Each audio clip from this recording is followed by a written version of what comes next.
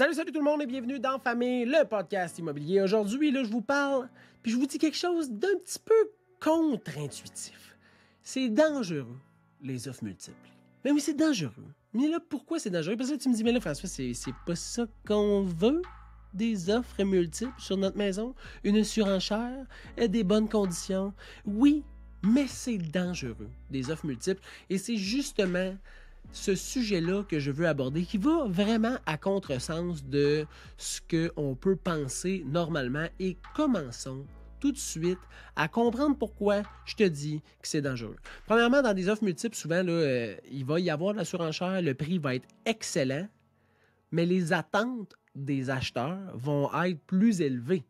Tu comprends bien que si la maison est affichée à 300 000 puis qui donne 361 000, oui, ils ont visité, oui, ils ont vu, mais leurs attentes sont quand même, genre, plus élevées. Là. Ils sont comme, OK, on a mis 361 000, 61 000 de plus qu'on pensait. Il est mieux de rien sortir à l'inspection. C'est mieux d'être conforme à la ville. C'est mieux de ci, c'est mieux de ça. Fait que, tu sais, les attentes des gens, là, ils vont être plus élevées que s'ils avaient payé 300 000. Ça, c'est certain. C'est difficile aussi, puis c'est dangereux, la sélection de la bonne offre d'achat. Parce que si tu reçois 8 offres d'achat, là, c'est pas juste le prix qu'il faut que tu regardes. Assurément pas juste le prix. Il y a chacune des conditions. Chacune des conditions peut apporter son lot de risques d'annulation de l'offre, de renégociation, de revirement de bord, de non-réalisation du financement, de peu importe, là. C'est pas le prix qui va compter par-dessus tout le reste. Fait que, si jamais tu fais affaire avec un courtier immobilier, là, demande-lui l'impact de chacune des conditions dans l'offre d'achat, parce que je te donne un exemple. J'ai eu une offre là, pas longtemps, on était en situation d'offre multiple, 2 offres d'achat. On savait laquelle qu'on allait choisir parce parce qu'il y avait vraiment une grande différence entre les deux prix, parce qu'il y avait 2 offres d'achat. Il y avait vraiment une grande différence, fait que logiquement, financièrement, il y en avait une qui était plus avantageuse. Par contre, à l'intérieur, il n'y avait pas de conditions weird, sauf une qui était pas weird, mais vraiment pas weird, qui était juste genre la demande de documents de une preuve des locations court terme à l'intérieur des 2 jours suivant l'acceptation de l'offre d'achat, puis eux autres, il y avait 7 jours pour l'analyser. Par contre, dans le texte de cette condition-là, c'est marqué que s'ils ne sont pas entièrement satisfaits de la lecture de ce document-là, ils peuvent annuler l'offre d'achat sans frais.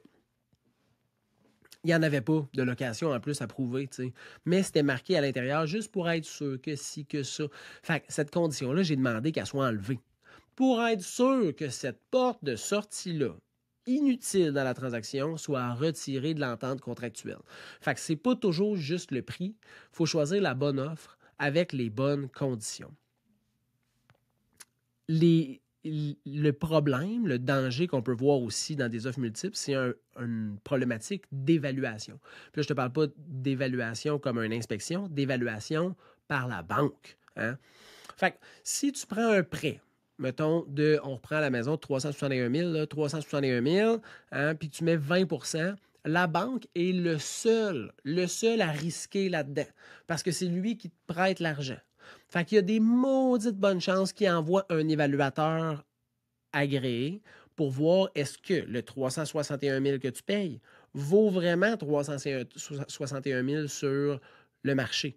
Puis ça, depuis la normalisation du marché, fait que, il y a eu, genre, 2019, la COVID qui a fait que le marché n'était pas normal, puis là, tu sais, c'est plus normal. Là, les banques connaissent les valeurs, ils ont plus, tu sais, ils sont comme, OK, on n'est pas en train de s'adapter.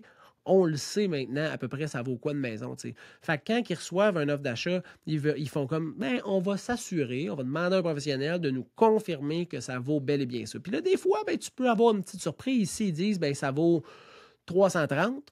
Ben, le 31 000 de différence, là, c'est qui qu'il faut qu'il paye? Ah, ben, c'est l'acheteur. Puis c'est pas tous les acheteurs qui ont 31 000 bidous de cachés dans leur bas de laine à la maison. Fait que le problème d'évaluation, c'est quelque chose qu'il faut être conscient quand on a les offres d'achat puis qu'on reçoit les offres d'achat. Puis c'est quelque chose qu'il faut bien gérer. Hein? C'est très important. Je vous le dis, c'est quelque chose que j'ai vu régulièrement dans les derniers mois. Le financement de l'acheteur, ça vient rejoindre un peu cette mention-là, cette problématique-là. Le financement de l'acheteur, faut qu'il soit sûr. Tu sais, s'il est venu visiter une maison de 300 000, ça se peut qu'il y ait juste une préautorisation de 325. Là, il offre 361 parce qu'il dit ouais, mais on l'a, on l'a le 361 000, on peut se faire approuver pour ça, il n'y a pas de problème. C'est juste nous autres, on avait demandé pour 325 parce qu'on avait vu ça pour une autre maison, fait qu'on avait demandé la préautorisation pour 325, puis tu sais, mais 361 000, ça marche. Là. OK, mais peux-tu me le prouver? Ben, pas de suite, c'est pas avant que tu répondes aux offres d'achat. OK. Fait que t'es pas préautorisé pour 361 000. Non, mais je te dis ça marche. Moi, je te dis ça marche pas. OK? Montre-moi un papier de moins de 3 mois, sans que tu ailles changer de job, hein, qui prouve que tu es préautorisé pour plus que 361 000. Fait que c'est pour ça que des fois, dans mes vidéos, mettons mes vidéos TikTok, je dis, si tu es préautorisé pour fucking 1 million, là, fais sortir une préqualification pour 1 million de dollars, puis là, cherche ta maison à 300 000 parce que ça démontre que tu as une grande solvabilité puis qu'il n'y aura pas de problème avec l'acquisition de cette maison-là. Si tu fais sortir ta préautorisation pour 325 000 parce que toi, tu veux respecter ton budget de 325 000, mais que tout d'un coup, tu offres 361 000 sur une maison, tu n'as aucun papier qui vient prouver comme quoi que oui, tu es capable de faire ça, ce paiement-là, puis d'assumer 361 000, puis que la banque, elle a fait comme oui, moi, je peux y prêter pour 361 000. Fait un conseil que je vous donne, là, fais sortir ta préautorisation la plus élevée. Puis quand tu reçois des offres d'achat, mettons en offres multiples, là, s'il n'y a pas de préautorisation, pense comme s'il n'était pas préautorisé, puis que c'était un grand risque d'aller de l'avant avec cette offre d'achat-là. Évidemment, le danger en offre multiple, ben, l'inspection, les petites demandes de réparation, ça peut être des dangers. Puis ça vient rejoindre le côté des attentes. Si la personne offre 61 000 de plus pour la maison puis qu'elle fait inspecter la maison, pas mal sûr qu'elle s'attend à une maison qui n'aura pas de problème. Fait que là, si l'inspecteur révèle 1, 2, 3, 4, 5, 6, 7 petits points puis que ça monte à 20 000 ben ça se peut. Hein, ça se peut qu'il ne trippe pas tant que ça. Puis là, check bien ce qui peut arriver. Là. Ça se peut qu'il ne trippe pas tant que ça puis qu'il fasse, ben moi, je vais te demander 25 000 de négociation. Puis là, mettons là, que toi, tu as la flexibilité de te dire que tu acceptes. Parce que toutes les autres offres étaient, mettons, à 310, 315, 320, puis tu dis, même si c'est 25 000 de moins, va quand même avoir une bonne offre, puis que tu acceptes, tu fais la modification, il faut que tu l'envoies à la banque. Là, la banque, elle voit ça, puis là, elle voit, mettons, 25 000 de moins suite à l'inspection, entente entre l'acheteur et le vendeur, et là, ils vont faire « What the fuck? Qu'est-ce qui valait 25 000 dans ton inspection pour que tu négocies? J'aimerais ça voir le rapport d'inspection. » Ouh là là, mon chum! Ouh là là! Parce que lui, il n'était pas là à l'inspection. Puis un rapport d'inspection, je te le dis, là, si tu lis un rapport d'inspection et que tu n'es pas avec l'inspecteur, les chances que tu penses que cette maison-là va tomber demain, ils sont fortes en sacrament. Parce que, mettons, une fissure de fondation, là, avec l'inspecteur, une fissure de fondation, ça peut être genre juste, hey, la fissure de fondation, il n'y a pas de problème à l'intérieur, mais je te conseille de la réparer. Je pense pas qu'elle va jusqu'à fauter, mais creuse un peu. Si elle arrête là, prends juste une correctif que tu peux trouver dans des quincailleries, fais-le, puis garde un œil sur la fissure. Mais il n'y a pas de stress. Oh, parfait. Pas inquiétant. Tu lis le rapport d'inspection, fissure de fondation égale infiltration d'eau, égale pourriture, moisissure, égale problème de santé, égale la mort. La mort. Fait que tu vois que c'est pas la même chose. Fait que là, la banque, la caisse, l'institution financière, elle reçoit ça, elle reçoit le rapport, puis là, elle commence à le lire, puis là, elle fait comme, mais, tabarnak. Il y a pas mal de trucs. Fait que là, ça peut venir mettre en péril ton financement. Fait que la demande d'inspection, de réparation, les ententes après l'acceptation de baisse de prix peuvent venir mettre du danger dans ton offre d'achat. Un autre danger que tu peux voir, c'est le remords des acheteurs. Hein? Parce qu'ils ont mis 61 000 de plus, puis là, ils se font dire par leur frère, leur cousin, leur chum à la job, leur père, t'es un hostie de malade. Avoir mis 61 000 de plus que le prix affiché, moi, j'aurais jamais fait ça. Hey, cette maison-là, elle vaut pas ça. Hey, l'évaluation municipale. partez-moi pas sur l'évaluation municipale, là, mais l'évaluation municipale est juste de 190 000. Ça vaut pas 300 000, ça vaut encore moins 361.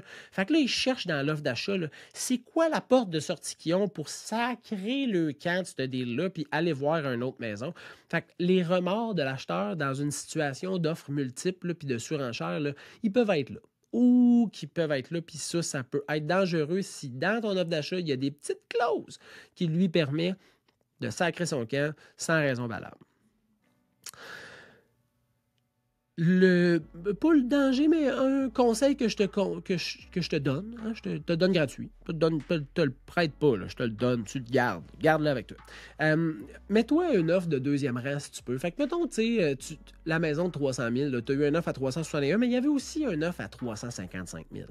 Propose-leur d'être une offre de deuxième rang. Donc, on va accepter ton offre, mais en deuxième rang. Fait que si le premier réalise pas ses conditions ou annule son offre, toi, tu tombes en premier rang. Fait que tu tombes l'acheteur unique de la propriété. Hein? Puis mets une clause comme quoi qu'il a le droit d'annuler sa promesse d'achat juste en envoyant un avis si jamais il dépose une offre d'achat sur une autre propriété ou qu'il veut juste annuler l'offre d'achat. Tout ça sans frais et sans impact. Fait que comme ça, là, lui, il perd rien à mettre son offre en deuxième rang. Puis il voulait la maison. Fait que pourquoi pas faire ça? Fait que garde ça dans ta tête. Garde ce conseil-là, puis si jamais tu acceptes tes offres multiples, si tu as une situation d'offres multiples, tu acceptes une offre, puis il y en a une qui est très similaire, autant en conditions qu'en prix, essaye de la garder en deuxième rang en y offrant le petit package que je viens juste de te donner.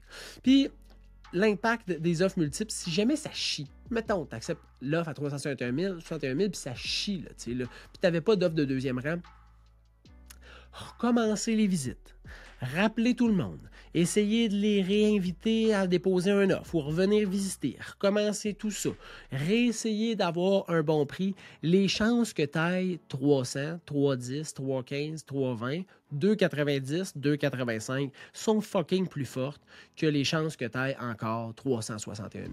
Fait que le momentum de mise en marché est super important. C'est très important de le garder puis de finaliser la transaction sur cette offre-là qui a été acceptée parce que sinon, ça peut te coûter cher en sacrament. Je te le dis, c'est arrivé, c'est documenté et je te le partage. Fait que garde ça dans ta tête. Oublie pas ça, puis prends-toi un courtier en qui tu as confiance pour t'aider parce que ça va faire toute la différence sur ta transaction. J'espère que vous avez aimé la capsule. C'est des sujets qui sont super importants pour moi, que je vous partage en podcast, mais je vais essayer de les couper puis de les partager sur les réseaux sociaux comme TikTok, Instagram, Facebook, etc. Parce que ça ne veut pas dire que tu écoutes mon podcast. Mais là, si tu l'écoutes, tu m'écoutes, fait que tu le sais. Mais mettons que tu voudrais le partager.